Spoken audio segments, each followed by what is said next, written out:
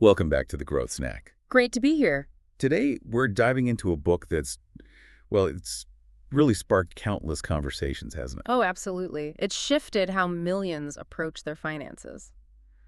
We're talking about Robert T. Kiyosaki's Rich Dad, Poor Dad. That's the one. Mm-hmm. And it draws on his experience growing up with two very different father figures. Yeah, there was his biological dad, highly educated, but, struggled financially. And then his best friend's dad, who was this wealthy entrepreneur figure, the rich dad. Exactly. So our mission for this deep dive is to really pull out those key lessons, the ones his rich dad taught him about making money work for you. Instead of you just working for money. Right. He's like, let's unpack what the book puts on the table. Okay, so the first big idea, and it was pretty, disruptive when it first came out, is that the rich don't actually work for money. Right. It just cuts against that grain, doesn't it? That whole go to school, get a good job, earn a steady paycheck thing. Totally. The book points out how, over recent decades, most of the big wealth gains haven't gone to employees. They've gone to who? To entrepreneurs, to investors, people who own things, basically, not just people who do things for a wage. And this leads into that controversial point the book makes about saving, right? Yeah, the savers or losers idea, which sounds harsh, but... But the context is important. It's Yeah. talking about low-interest environments. Exactly. Think about times after big market crashes, like the dot-com bubble or the 2008 crisis. Okay. When governments intervene, maybe increase the money supply, what people call printing money, well, that tends to inflate the value of assets, things like stocks, real estate. But it eats away at the value of cash savings, Yeah. right? And makes fixed salaries worth less over time. Precisely.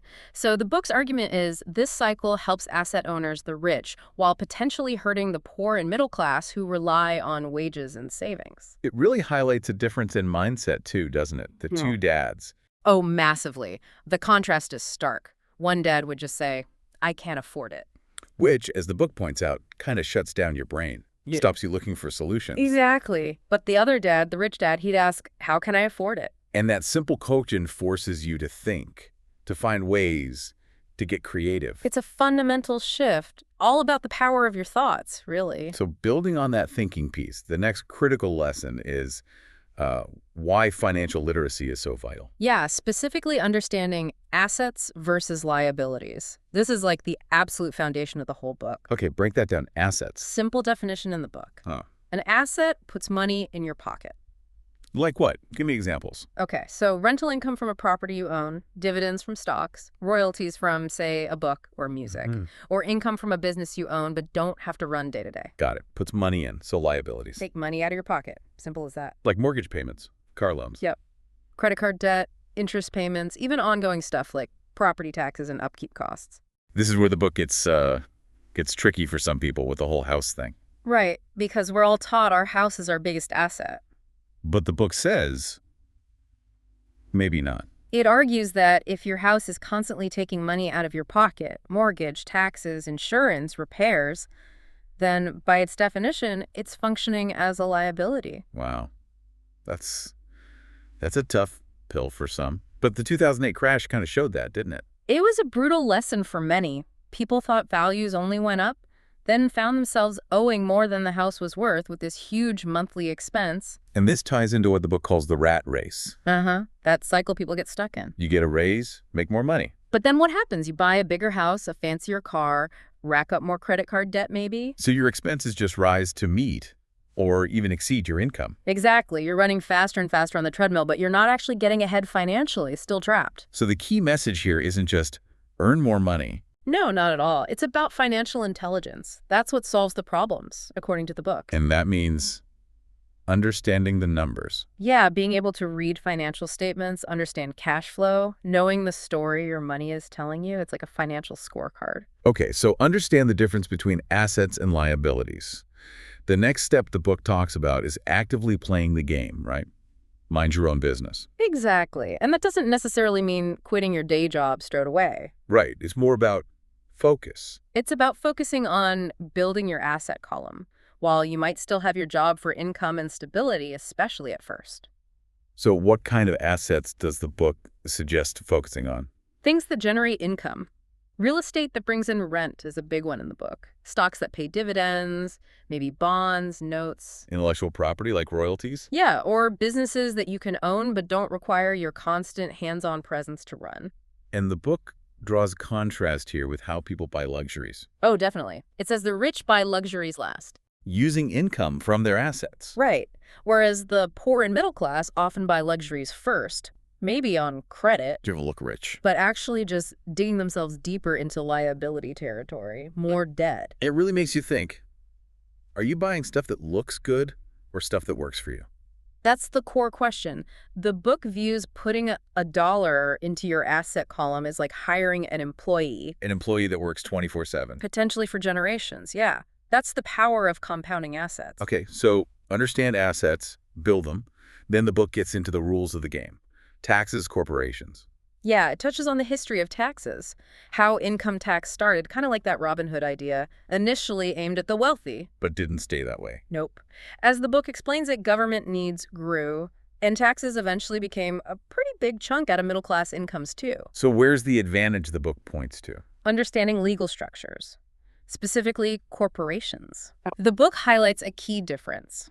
Corporations can often pay their legitimate business expenses before they pay taxes on profits. Okay, hang on. How does that compare to an employee? Well, for most employees, it's earn money, pay taxes, then live on what's left. Right. For a corporation, the book suggests the flow can be earn income, pay operating expenses. Like what kind of expense? Like The book kind- gives examples, right? Yeah, things like business travel, the board meetings in Hawaii example is famous, sometimes car payments, health plans, depending on the structure and legitimacy, of course. And then the corporation pays taxes on the profit that's left over. Exactly. And the book argues that understanding and legally utilizing these structures is a really significant factor in building long-term wealth. It's about knowing the rules. Moving on, there's this bold idea. The rich invent money. Yeah, and the bold get ahead. It's shifting from just working for money to actively creating it. Which takes Way. courage. Courage, yes, but also financial knowledge, technical skills. The book argues that fear of losing, fear of what others think, self-doubt holds so many people back. It suppresses their genius, it says. Right. And it talks about how wealth isn't static. It used to be about land, then factories. Now information, financial intelligence. Exactly. And there are huge opportunities out there, but you need the know-how to see them and act. The book gives that real estate foreclosure example, doesn't it? It does. Buying low, maybe in a foreclosure situation. But instead of just flipping it, I might structure the sale differently, maybe sell it, but provide some of the financing themselves, taking back a promissory note from the buyer. so they create an income stream from the payments. Precisely. Turning one transaction into an ongoing asset that generates cash flow. That's an example of inventing money using financial smarts. It can beat just sticking cash in a low-interest savings account, hands down. So it's not gambling if you know the rules and the strategy. That's the book's point. It's only gambling if you're just throwing money at something and hoping for the best, without real understanding. Calculated risk versus blind hope. Okay, final lesson we're covering today. Work to learn, don't just work for money. This is a big one. Remember that story in the book about the journalist? The one who wanted to be a best-selling author but wouldn't learn sales. Yeah. She had a master's degree, thought sales and marketing were beneath her. And the book uses that to warn against over-specialization. Right. If you're only good at one narrow thing, it can make you dependent, trapped maybe, vulnerable if that skill isn't in demand. So the advice is to learn a range of skills. Especially sales and marketing. The book calls them critical, priceless skills, even though many people fear them because of, rejection. It's about communication, persuasion, skills you need in almost any venture. Absolutely. And it also emphasizes being a good teacher and a good student. Always learning, always willing to share knowledge. The book criticizes the traditional education system here, doesn't it? It does. For focusing almost exclusively on academic or professional skills, but largely ignoring financial literacy, how money actually works, how to make it work for you. And it argues this contributes to that gap between the wealthy and everyone else. So, okay, let's pull this all together. We've gone through these core lessons from the book.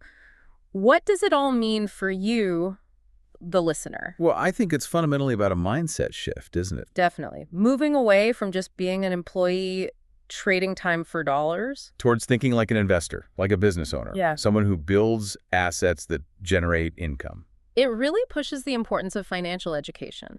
Understanding those basic rules, assets, liabilities, how taxes work. And managing the psychology, too. Right. The fear, the doubt. And then, crucially, taking action. Consistently working to build that asset column. The book forces you to ask yourself some hard questions like, are you just running in that rat race? Yeah, working hard just to pay bills and maybe buy things the book calls liabilities, even if you think they're assets. Or are you actively learning, actively investing, trying to make your money work hard for you? It really hammers home that quote, it's not how much money you make, it's how much money you keep. And how hard it works for you. Yeah. Makes you think. It does. And maybe a final thought to chew on from the book. It suggests money is ultimately just an idea, a concept. So if that's true, what new financial ideas, what new possibilities could you start exploring right now? Something you haven't considered before. That's a great place to leave it. Join us next time on The Growth Snack for another deep exploration of fascinating ideas.